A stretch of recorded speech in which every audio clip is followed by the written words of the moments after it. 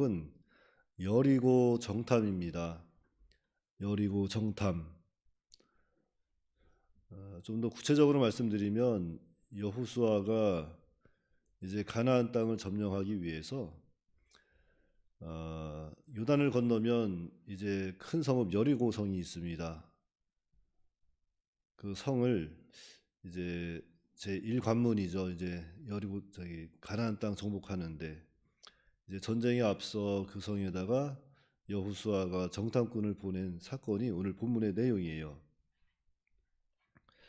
먼저 이 여리고라고 하는 것은 그 뜻은 그 종려나무가 많다고 해서 그 종려나무의 성읍이라고도 부릅니다.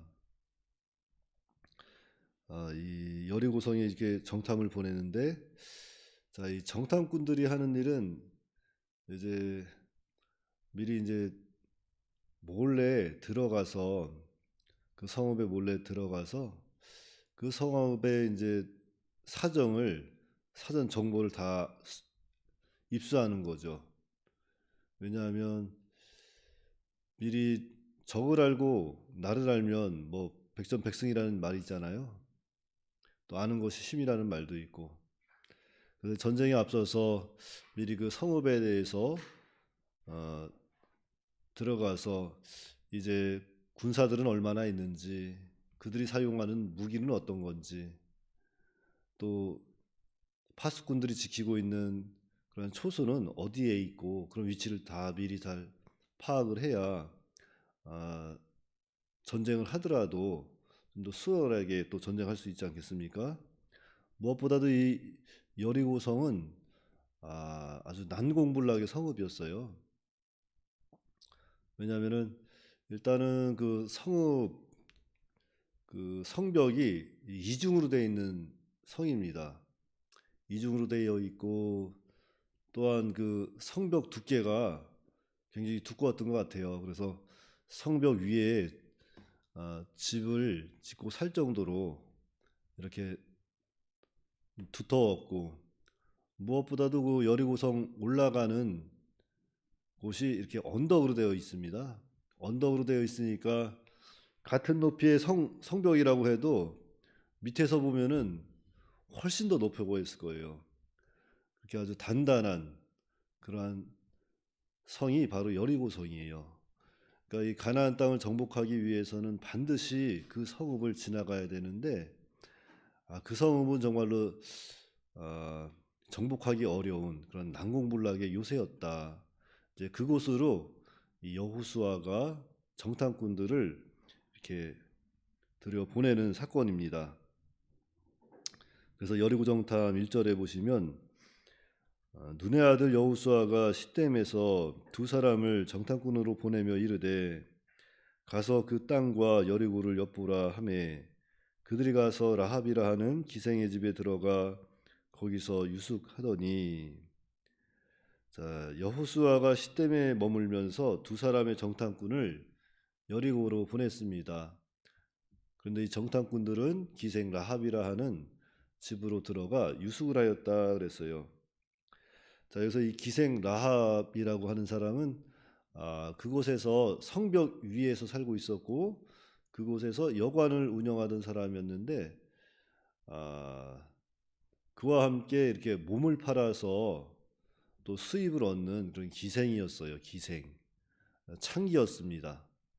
근데 이곳으로 이 정탐꾼 두 사람이 유수하러 들어갔다 했는데 이것은 동침하러 들어갔다는 것은 아니고 단순하게 이렇게 잠을 자러 들어갔다, 이렇게 해석하시면 되겠습니다. 그래서 이 여호수아가 보낸 정탐꾼들이 이제 요단을 건너서 여리고 성읍으로 몰래 들어가는 거예요. 들어가서 제일 먼저 이제 기생 라합의 집으로 유숙하러 들어갔습니다. 자, 2절 3절입니다. 어떤 사람이 여리고 왕에게 말하여 이르되 보소서 이 밤에 이스라엘 자손 중에 몇 사람이 이 땅을 정탐하러 이리로 들어왔나이다. 여리고 왕이 라합에게 사람을 보내어 이르되 내게로 와서 내 집에 들어간 그 사람들을 끌어내라. 그들은 이 온 땅을 정탐하러 왔느니라 그랬습니다. 자, 이 말씀의 내용을 보면은 이 여리고성의 경비가 굉장히 삼엄하게 잘 되어 있다는 것을 우리는 알 수 있죠. 이 정탐꾼들이 밤에 들어갔습니다. 밤에. 자, 여러분들 정탐꾼들이 들어갈 때 대놓고 들어갈까요? 몰래 들어갈까요? 몰래 들어가겠죠. 아무에게도 안 들키게 몰래 들어갔을 텐데 그 밤에 정탐꾼들이 들어갔는데 그 경비병이 봤든지 그것을 금방 알아채고 왕에게 보고를 했던 거예요. 그랬더니만 이 왕은 또 바로 자신의 부하들을 보냈겠죠. 기생 라합의 집으로 보내서 그 정탐꾼들을 끌어내라 이렇게 명령을 합니다.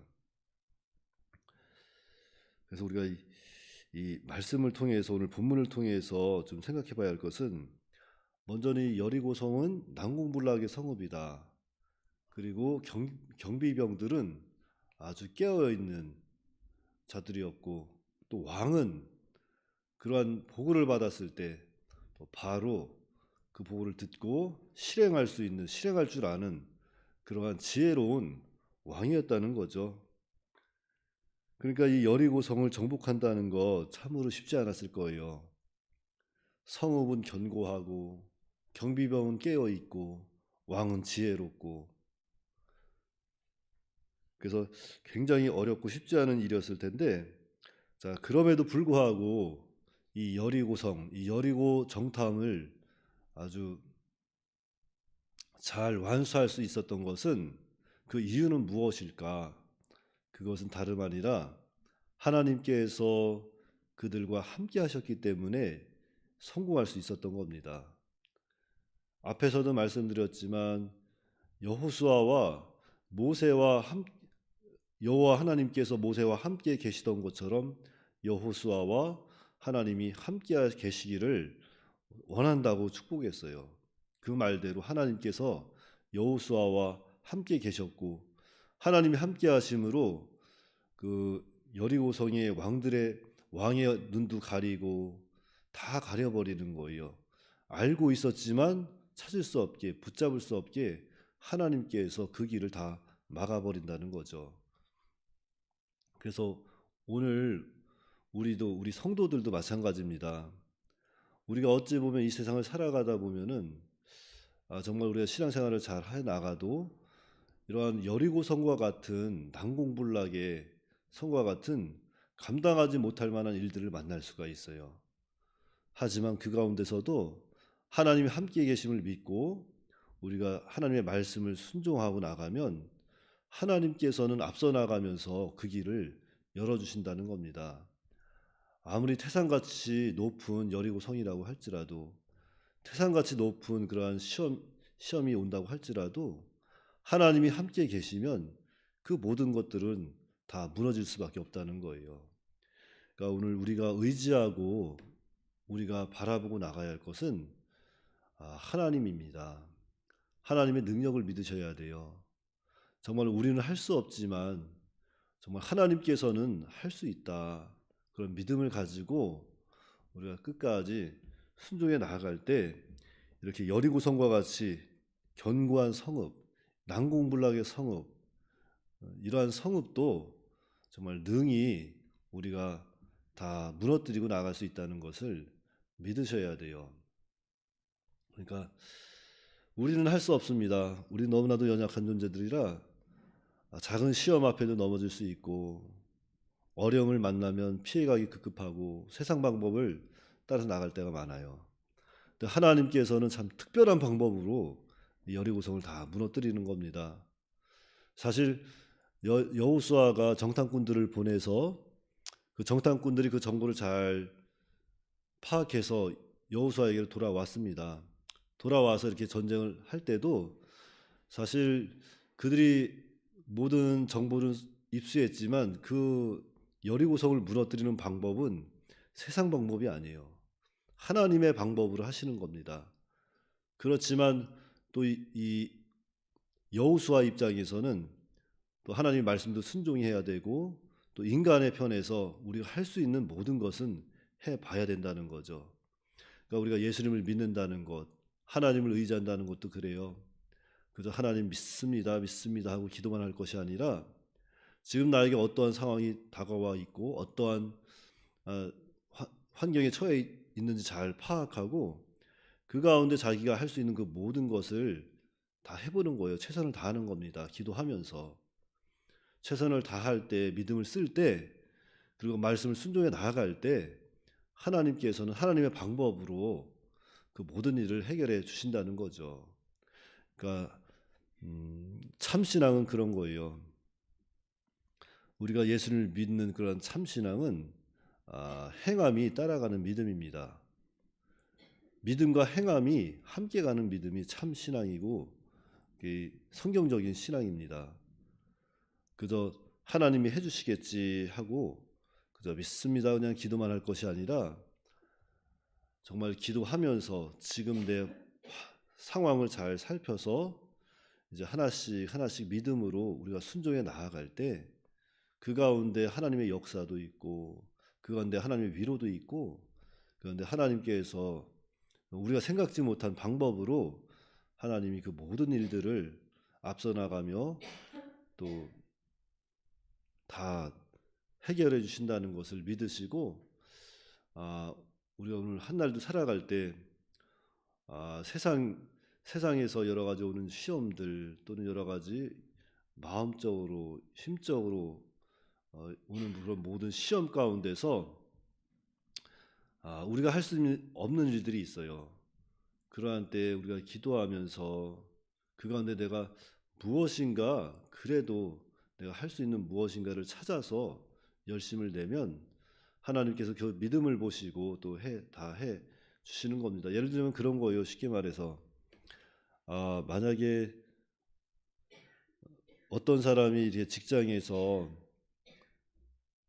나이가 이제 차서 이제 은퇴를 했다고 해요. 젊은 나이에 이제 다시 직장을 구해야 된다고 해요. 자, 그럼 정말로 직장을 구하다 보면은 쉽게 구해지지 않을 거예요. 그렇다고 해서 집에서 낙심하고 앉아 있을 것이 아니라 그 집에서도 무엇인가 찾아서 일을 하면 됩니다. 예를 들자면 무슨 그동안에 무슨 집안 청소라도 못했다면은 묵혀뒀던 집안 청소라도 시작하는 거예요. 주저앉아 있지 말고 낙심하지 말고 주변에 내가 무슨 일을 오늘 할 수 있을까 하나씩 하나씩 찾아서 해 나가는 겁니다. 그러면서 또 직장도 구하러 나가고 그러다 보면 하나님께서 또 때가 되면 또 길을 여시는 거예요. 그저 주저앉아 있으면 안 되고 일어나서 움직여야 돼요. 행동해야 합니다. 그리할 때 정말로 하나님께서 그 예비하신 좋은 곳으로 또 인도를 받아 나아갈 수 있는 거죠. 그 하나님의 사람들은 낙심하면 안 돼요. 어떤 환경에 있더라도 어떤 상황에 있더라도 낙심하지 마시고 정말 나는 연약한 존재라는 걸 인정하면서 하나님 의지하고 기도하면서 믿음으로 나아가면 하나님께서 때가 되면 모든 길을 여셔서 다 회복시켜 줄 줄 믿으시고 오늘 한 날도 살아계신 하나님을 의지하고 사는 저 여러분들이 다 되시기 바랍니다. 네, 기도하겠습니다. 만민의 구주가 되시는 아버지 하나님 은혜를 감사드립니다. 하나님께서 이 새벽에도 저희들과 함께하여 주시고 특별히 여리고 정탐을 통해서 살아계신 하나님을 또 보여주심을 감사를 드립니다. 이 여호수아는 여리고성을 가나안 땅 정복을 앞에 두고 그 첫 관문 여리고성을 바라봤을 때 그곳에 정탐꾼들을 보내서 그곳의 상황을 살펴보고자 했는데 이 여리고성에서는 바로 이 정탐꾼들을 바로 발견하고 여리고 왕은 그 정탐꾼들을 기생 라합의 집으로 가서 또한 끌어내라고 했을 때 정말로 우리가 생각지도 못한 그렇게 또 다급한 일이 있었지만 하나님께서는 그들의 방법을 다 무너뜨려 버리시고 정탐꾼을 숨기시고 마침내 하나님께서 그 여리고성을 점령할 수 있도록 그 정탐을 무사히 마치는 것을 우리가 또한 알게 됐습니다. 우리가 세상을 살아갈 때에도 이렇게 정말 여리고 성과 같이 정말 태산같이 높은 시험들이 올 때가 있습니다. 그러한 때에 우리가 낙심하지 말고, 우리가 두려워하지 말고, 당황하지 말고, 정말 지금도 살아계시고 능력이 무한하신 그 하나님께 나아가서 기도하면서 하나님의 뜻을 찾고 또한 우리가 또 믿음으로 그 가운데 하나님의 말씀을 순종할 수 있도록 붙잡아 주시고, 그런 모든 과정을 통해서 하나님이 정말로 역사하시고 살아계신다는 것을 우리의 또 삶을 통해서 인격적인 하나님을 만나가는 그런 귀하고 복된 그런 삶이 우리의 삶에 나타날 수 있도록 인도하여 주시옵소서. 또한 오늘은 또 3일 예배가 있사오니 하나님께서 그 예배도 함께하여 주시고, 특별히 예배를 인도하시는 주의 종에게 성령의 옷을 덧입혀 주시고, 그 말씀이 선포될 때에 정말 우리 속에 있는 여러 가지 나만 알고 있는 그런 모든 우상들, 여리고성과 같이 견고하게 무너지지 않는 그런 모든 못된 성품이 다 무너져 내리는 그런 귀하고 복된 시간이 될 수 있도록 인도하여 주시옵소서. 우리 주 예수님의 이름으로 기도하옵나이다. 아멘.